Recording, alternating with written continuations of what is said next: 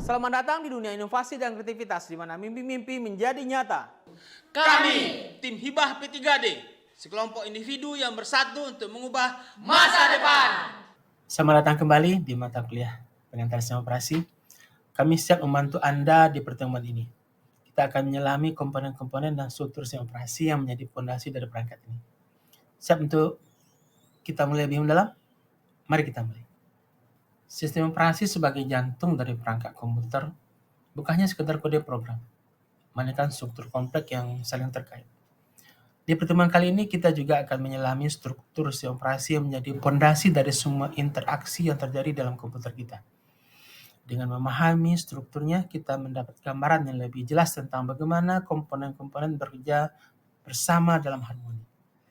Apakah Anda siap untuk mengeksplor lebih lanjut? Mari kita mulai pertulangan ilmiah kita. Tentang struktur apa saja sih yang ada di dalam sistem operasi.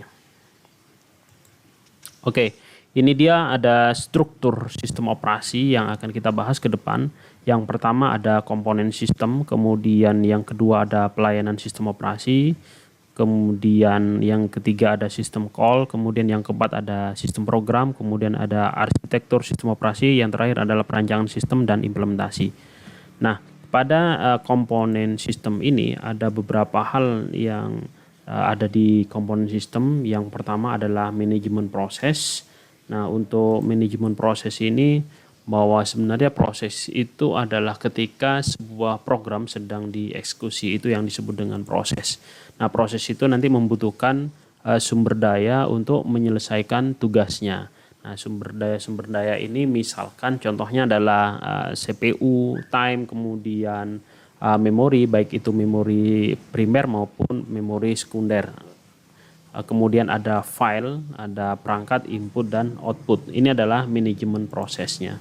Nah, apa saja sih yang dikerjakan pada manajemen proses atau aktivitas apa saja? Nah, pada manajemen proses itu nanti terdapat aktivitas yang pertama adalah pembuatan dan penghapusan proses pengguna dari sistem proses. Kemudian yang berikutnya bahwa sistem call itu nanti akan menunda atau melanjutkan proses, itu semuanya aktivitasnya ada di manajemen proses. Kemudian ada manajemen mekanisme, proses sinkronisasi, kemudian ada proses komunikasi, kemudian yang terakhir adalah proses bagaimana menangani deadlock ketika beberapa program berjalan bersamaan tetapi sumber dayanya atau resource-nya itu tidak memenuhi, maka akan terjadi deadlock, dan ini tugasnya adalah pada manajemen proses. Kemudian yang berikutnya adalah manajemen memori utama. Ya. Jadi yang dimaksud dengan memori itu adalah sebuah array yang ukurannya itu cukup besar, mulai dari word atau byte ya, atau ukuran file yang terkecil, yang ukurannya itu bisa ratusan, ribuan, bahkan jutaan, yang memiliki alamat atau identitas sendiri-sendiri. Nah, memori utama ini letaknya kalau di CPU itu sangat dekat dengan sangat dekat dengan CPU atau Central Processing Unit, karena memori utama ini menyimpan data-data sementara yang akan diproses oleh CPU ya. Nah, jadi sifatnya ini nanti volatile karena ukuran dari memorinya itu cukup kecil, jadi dia menyimpan data yang hanya akan diproses oleh CPU saja, tetapi yang tidak diproses itu tidak disimpan di memori utama. Nah, aktivitas dari manajemen memori ini khususnya di memori utama ini, yang pertama adalah melacak bagian mana yang sedang digunakan dan oleh siapa atau oleh program apa yang digunakan. Kemudian memutuskan proses mana yang di-load ke ruang memori saat tersedia. Kemudian yang terakhir adalah alokasi dan dealokasi ruang memori. Jadi nanti ada beberapa program atau data yang disimpan di memori yang akan diproses oleh CPU, itu nanti alokasinya itu seperti apa. Itu adalah manajemen dari memori. Nah, yang ketiga pada komponen sistem ini adalah manajemen memori sekunder. Jadi yang dimaksud dengan memori sekunder itu adalah sebuah memori atau storage yang memiliki kapasitas itu jauh lebih besar daripada memori utama. karena memori storage ini sifatnya adalah tambahan ya, atau dan memori sekunder ini juga, atau yang biasa dikenal dengan contohnya misalkan hard disk, kemudian flash disk, kemudian SSD dan sebagainya, itu sifatnya non volatile. Artinya berbeda dengan memori utama tadi. Kalau memori utama tadi sifatnya adalah volatile. Volatile itu artinya dia ketika menyimpan itu membutuhkan sebuah daya. Ketika dayanya itu mati atau komputer itu dimatikan, maka volatile itu nanti akan menghapus semua data-data yang tersimpan dalam memori. Tetapi kalau memori sekunder ini kan sifatnya non volatile, jadi dia nanti sifatnya itu akan tetap tersimpan meskipun dia tidak mendapatkan daya, atau dalam kata lain adalah komputernya mati, dia akan tetap menyimpan data yang disimpan. Nah, memori sekunder ini tugasnya adalah membackup data dari memori utama dalam menyimpan data. Seperti yang sebelumnya sudah saya sampaikan, bahwa data akan disimpan dalam waktu yang cukup lama dan sifatnya non volatile. Nah, apa saja sih aktivitas memori sekunder ini atau kegiatan atau ya manajemen dari memori sekunder ini?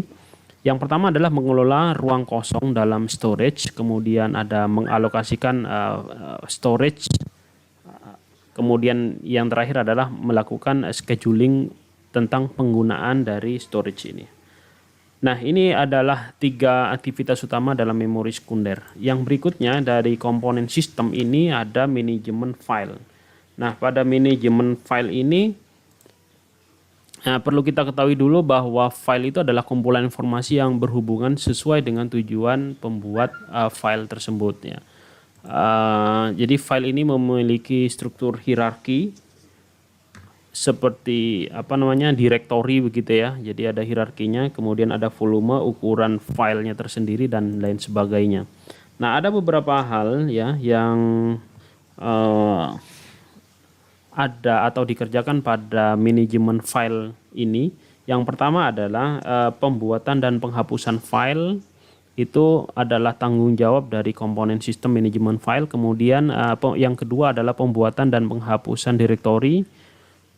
Kemudian mendukung primitif unit manipulasi file dan direktori. Jadi file dan direktori itu ketika akan dimanipulasi atau disimpan dan sebagainya, itu ini adalah masuk dalam aktivitas manajemen file. Kemudian yang keempat adalah pemetaan file dalam secondary storage. Kemudian backup file dalam media yang stabil, volatile. Jadi stabil itu volatile. Ini adalah manajemen file. Kemudian yang berikutnya adalah manajemen input dan output ya. Manajemen dan output ini terkait dengan device manager atau terkait dengan driver yang digunakan pada resource atau hardware ya. Jadi umumnya operasi ini biasanya digunakan atau driver ini digunakan untuk membuka, membaca, menulis dan menutup sebuah resource gitu ya. Ini adalah manajemen input dan output. Nah, aktivitasnya apa saja? Aktivitasnya adalah yang pertama yaitu sistem buffer atau caching ya. Dia menampung sementara data dari input atau output maupun ke input dan output. Yang berikutnya adalah interface device driver secara umum atau spooling yang melakukan penjadwalan pemakaian input output supaya sistem lebih efisien. Nah, yang terakhir driver ini untuk device atau hardware tertentu yang dapat melakukan operasi detail untuk perangkat input output tertentu. Jadi ada beberapa aplikasi yang memang membutuhkan daya atau resource hardware yang lebih tinggi, lebih maksimum, tapi tidak semua program, tetapi hanya program-program tertentu saja ya yang membutuhkan operasi yang lebih detail, maka device driver untuk device ini adalah salah satu bagian dari manajemen input dan output. Nah, yang berikutnya adalah komponen sistem jaringan atau terdistribusi. Jadi sistem terdistribusi itu adalah kumpulan beberapa prosesor yang tidak membagi memori atau clock, dan masing-masing prosesor ini memiliki memori tersendiri.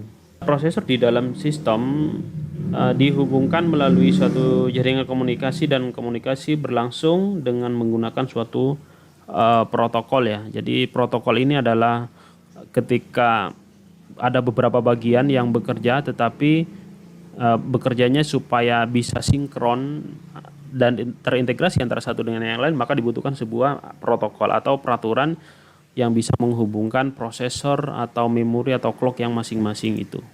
Nah, beberapa aktivitas atau manajemen pada jaringan terdistribusi adalah fungsinya sebagai mempercepat fungsi komputer, kemudian meningkatkan ketersediaan data, kemudian meningkatkan keandalan sistem. Nah, yang terakhir terkait dengan sistem keamanan atau hak akses atau perizinan. Jadi sistem proteksi ini mengacu pada mekanisme untuk mengontrol akses yang dilakukan oleh program prosesor atau pengguna ke sumber daya. Nah, ada beberapa 3 aktivitas ya di situ untuk sistem proteksi ini. Jadi sistem proteksi ini nanti akan membedakan antara penggunaan yang sudah diberi izin maupun yang belum diberikan izin. Karena ada beberapa program itu yang boleh mengakses sebuah aplikasi atau tidak, kemudian menetapkan kontrol untuk diterapkan. Kemudian yang terakhir adalah menyediakan tujuan dari pelaksanaan proteksi. Nah, kemudian yang terakhir adalah command interpreter system. Ya, ini adalah instruksi yang digunakan driver atau command driver, program yang membaca instruksi dan mengartikan control statement. Jadi control card interpreter, command line, ini intinya pada komponen ini dia menghubungkan antara pengguna atau programmer yang akan menggunakan resource itu terkait dengan kontrol atau instruksi yang akan diberikan supaya bisa menggunakan resource. Nah, di sini ada beberapa contohnya, yaitu ada CLI, Command Line Interface, kemudian ada yang juga menggunakan window atau GUI ya, Graphical User Interface. Ini adalah salah satu model instruksi atau kontrol pada sistem operasi. Yang terakhir itu bisa juga menggunakan pen base atau yang sekarang banyak digunakan adalah touchscreen ya. Itu adalah salah satu command line atau command interpreter system. Oke, jadi ini adalah aktivitas dari command interpreter system. Yang pertama adalah proses creation and management, kemudian input output handling, kemudian ada secondary storage management, ada main memory management, file system access, protection, sama jaringan atau protection.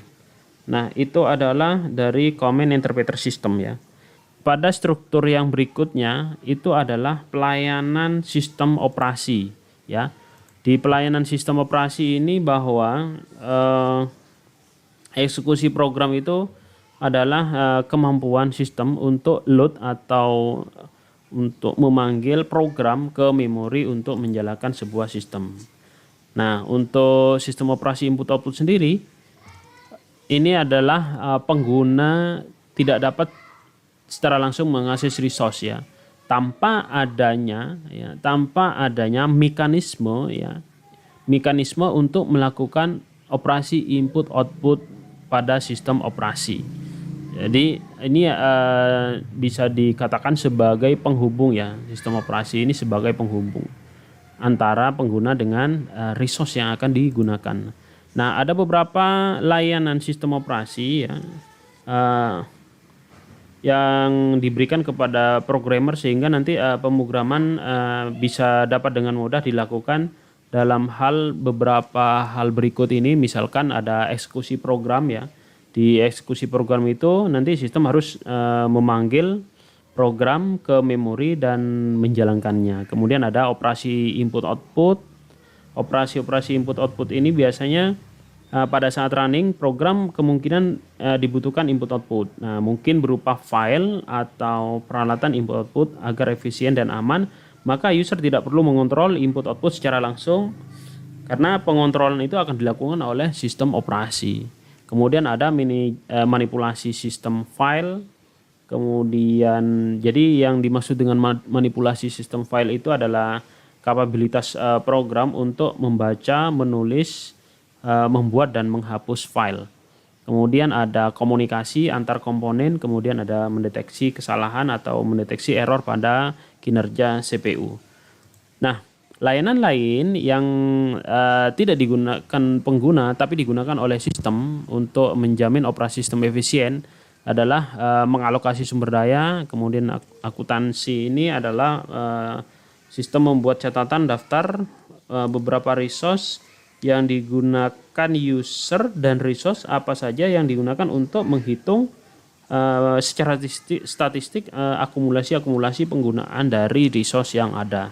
Kemudian proteksi. Jadi sistem ini nanti akan menjamin bahwa semua akses ke resource terkontrol dengan baik. Itu adalah salah satu pelayanan dari sistem operasi, ya.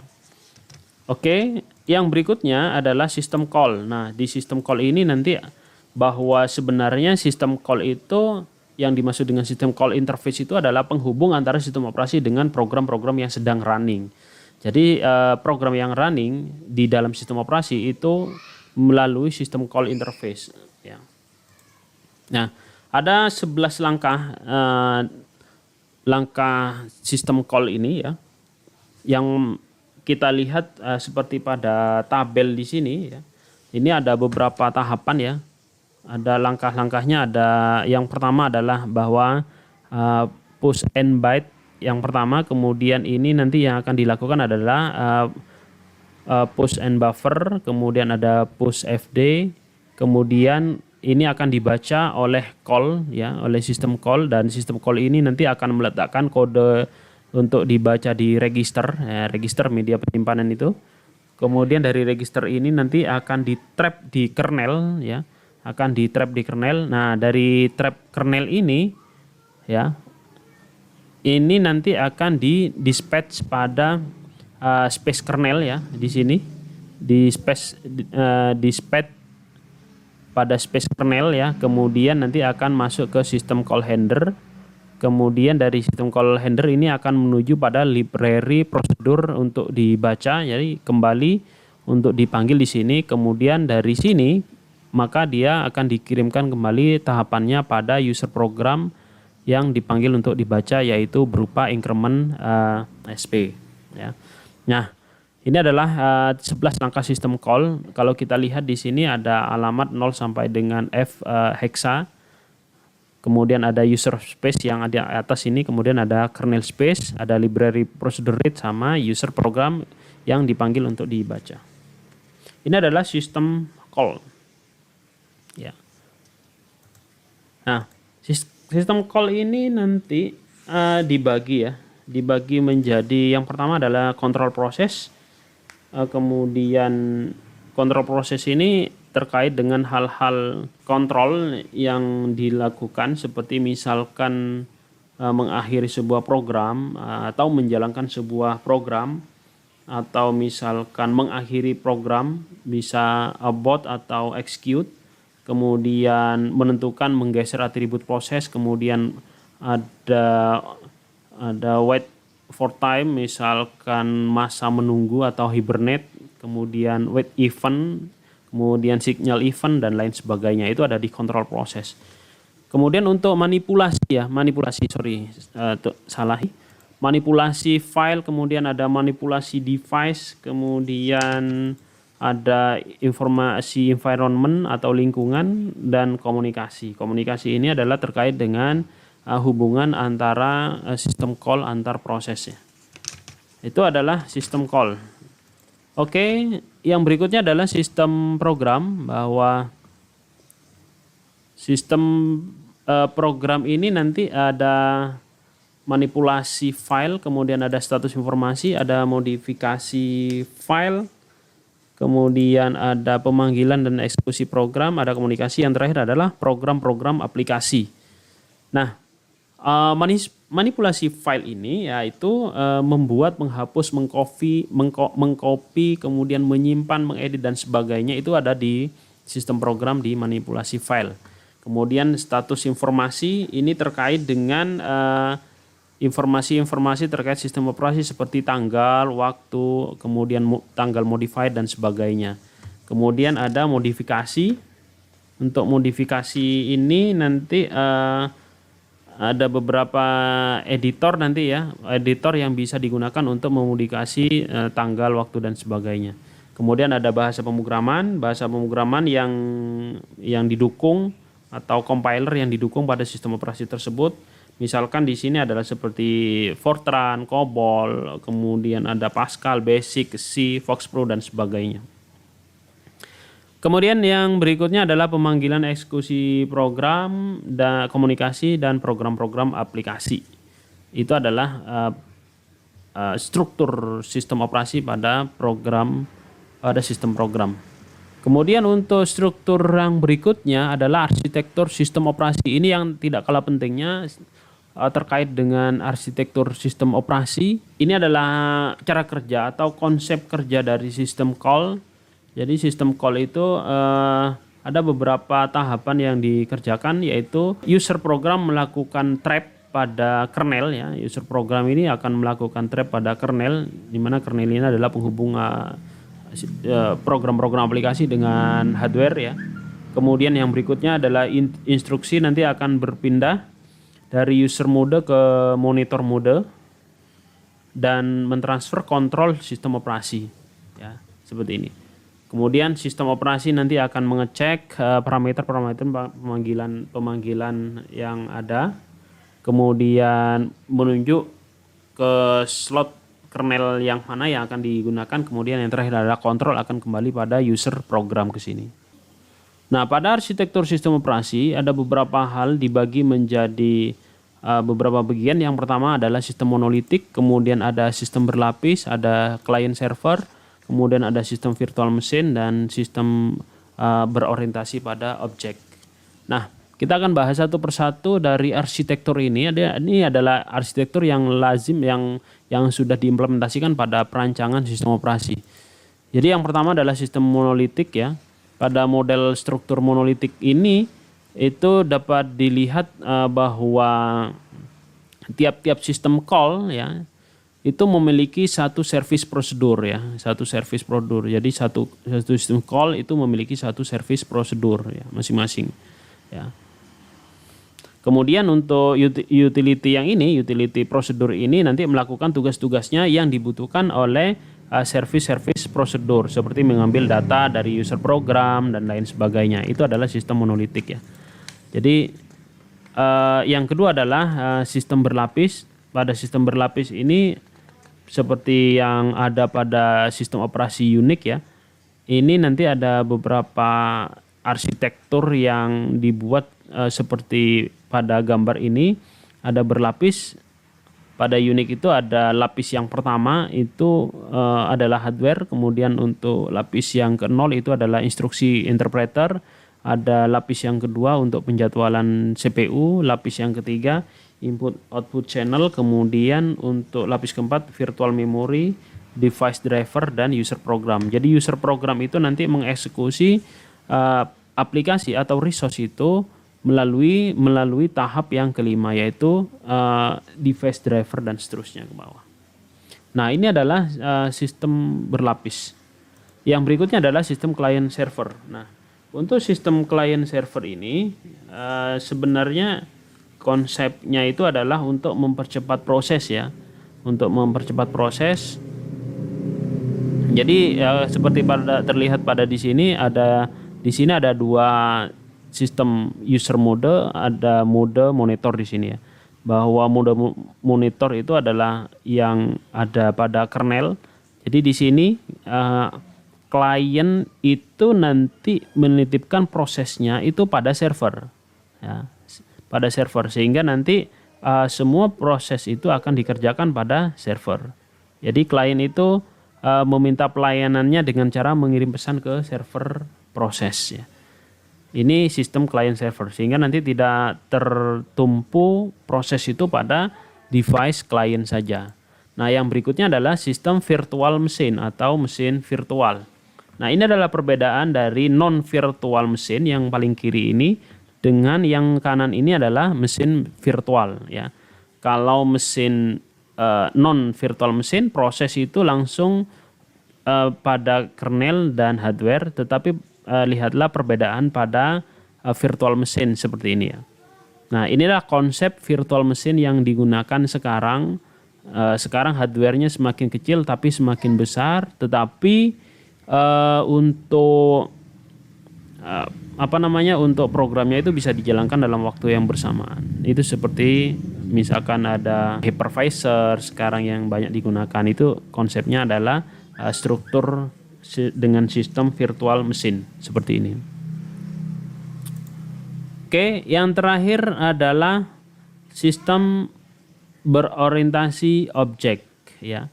Nah, sistem berorientasi objek ini adalah operasi yang memang dirancang terstruktur dan dioperasikan dengan menggunakan prinsip-prinsip pemrograman berorientasi objek. Ini adalah beberapa contoh sistem operasi yang memang dirancang khusus sesuai dengan kebutuhan objeknya, yaitu Aten, kemudian BIOS, GOS, kemudian Haiku, Medusa, Amoeba, Xkernel, IBM, Microsoft NT. Meskipun pada Microsoft NT ini tidak keseluruhan itu berorientasi objek, karena hanya sebagian saja yang berorientasi pada objek. Oke. Nah, yang terakhir adalah perancangan sistem dan implementasi. Nah, ini jelas ketika kita akan merancang sebuah sistem operasi, ada dua tujuan penting yang harus diperhatikan. Yang pertama adalah tujuan user, yang kedua adalah tujuan dari sistem tersendiri. Untuk tujuan dari user, tentu user itu menginginkan bahwa sistem operasi tersebut mudah digunakan, mudah dipelajari, friendly, aman, cepat, dan bisa dapat dipercaya. Nah, kemudian yang kedua, tujuan dari OS sendiri, tujuan sistemnya adalah sistem operasi itu harus mudah didesain, diterapkan, dirawat, fleksibel, artinya lebih mudah untuk di-maintenance, kemudian diperbaiki dan sebagainya, serta dikembangkan, dan bebas dari kesalahan dan efisien. Jangan sampai nanti pengguna ketika menggunakan OS-nya malah lebih lambat pekerjaannya daripada tanpa menggunakan OS sistemnya. Nah, itu adalah perancangan sistem dan implementasinya. Tentu saja yang harus dipikirkan adalah mekanisme dan kebijakan pakai free OS atau open source, kemudian kebijakan apa yang lain yang akan digunakan. Nah, itulah struktur sistem operasi yang ada 6. Inilah video atau materi yang Sebagai penutup, ingatlah bahwa setiap pertemuan adalah langkah maju dalam berjalan belajar kita. Terima kasih sudah berpartisipasi. Selamat menerapkan ilmu dan sampai berjumpa lagi.